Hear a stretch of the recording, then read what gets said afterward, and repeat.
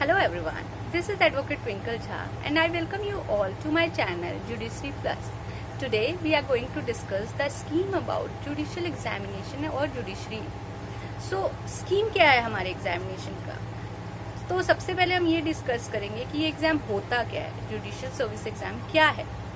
तो judicial service exam को clear करने से हम जुडिशियल मैजिस्ट्रेट और सिविल जज बन सकते हैं।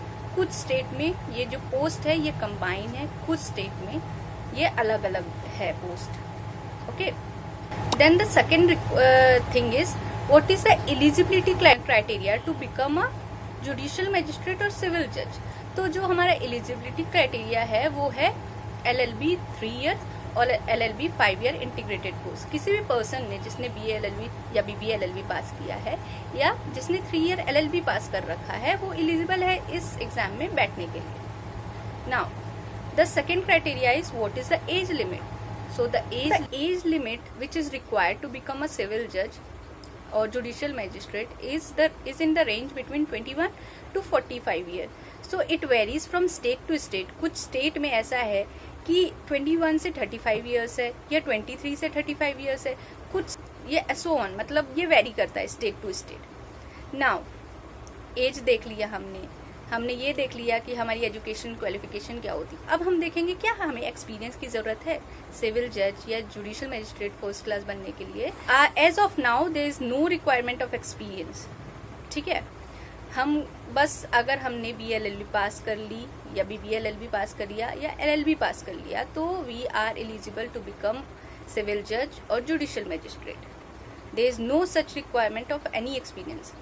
हाँ, लेकिन इस 2021 के शुरुआत में ही बार काउंसिल ने एक प्रेस रिलीज इशू किया और जिसमें उन्होंने बोला कि 3 ईयर एक्सपीरियंस मैंडेटरी कर देना चाहिए, क्योंकि जो जज बन रहे हैं आज उन्हें कोई एक्सपीरियंस नहीं होता प्रैक्टिकल।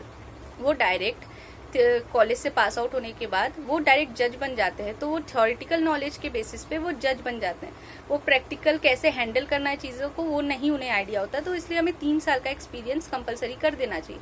बट आज तक ये अभी तक तो कुछ सुप्रीम कोर्ट का इस पे कोई डायरेक्शन नहीं आया, कोई इश्यूज नहीं आए, तो फिर आज भी हमारे पास कोई एक्सपीरियंस मैंडेटरी नहीं है। हम जिस दिन हमारी एजुकेशन क्वालिफिकेशन हम अचीव कर लेते हैं उस दिन हम एलिजिबल हो जाएंगे।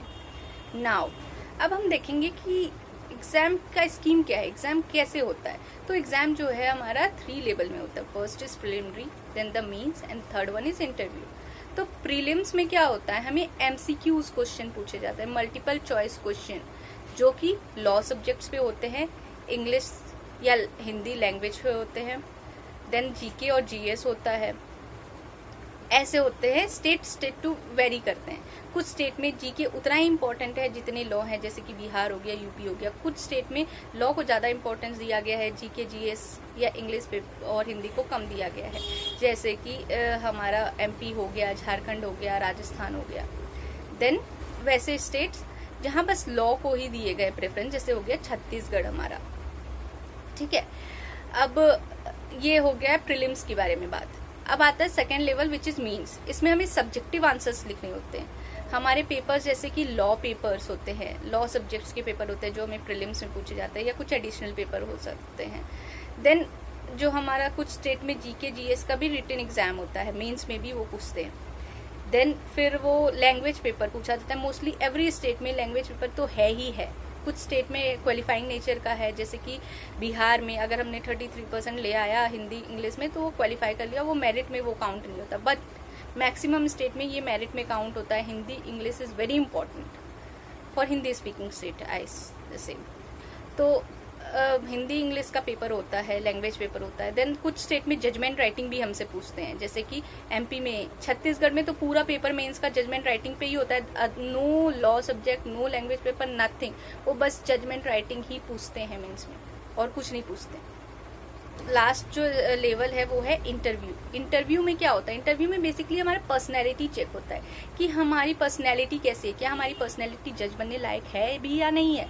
हमने रट के प्रीलिम्स और मेंस पास कर लिया और हमको वहाँ घबरा रहे हैं, तो ऐसा नहीं होगा। हम वहाँ वो यही चेक करते हैं कि आप आंसर कैसे डिलीवर कर रहे हो, आपकी नॉलेज ऑलरेडी चेक हो चुकी है, आपने प्री पास किया है, आपने मींस पास किया है, तो आपको नॉलेज तो है। बट अभी वहाँ हमें यही देखा जाएगा कि हमारी पर्सनैलिटी कैसी है, आप कि कैसे क्वेश्चन पे कैसे जवाब देते हो। आपको अगर कोई क्वेश्चन नहीं आता तो आप उसमें पैनिक करते हो, या आप कामली बोलते हो कि I don't recall this answer, और जो भी है आपको नहीं आता तो आप सीधे से बोल सकते हो। ऐसा नहीं है कि आपको नहीं आता तो आपने बड़ा गुनाह कर दिया, क्योंकि एवरीवन इज ह्यूमन, आप भूल सकते हो, ठीक है।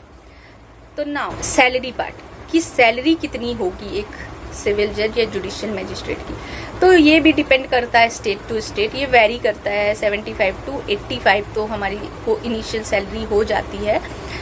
ये डिपेंड करता है अलाउंसेस, कुछ कुछ स्टेट में डिफर होते हैं। जो वेल टू डू स्टेट है उसकी अलाउंसेस थोड़ी ज़्यादा होती है, जो थोड़ी कम वेल टू डू है उसकी अलाउंसेस थोड़ी कम होती है। तो बट ज़्यादा कोई डिफरेंस नहीं होता, ये वेरी कर जाता, थोड़ा सा इस रेंज के बीच में ही आ जाता है।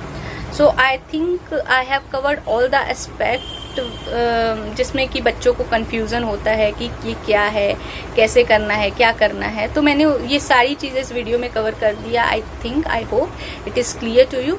और इसके बाद भी अगर आपको कोई भी डाउट है, किसी क्वेश्चन में डाउट है, तो आप फ्री हो कमेंट सेक्शन में कमेंट करने के लिए, मैं डेफिनेटली उसका आंसर दूंगी। So this is twinkle Jha signing off today's lecture. Thank you.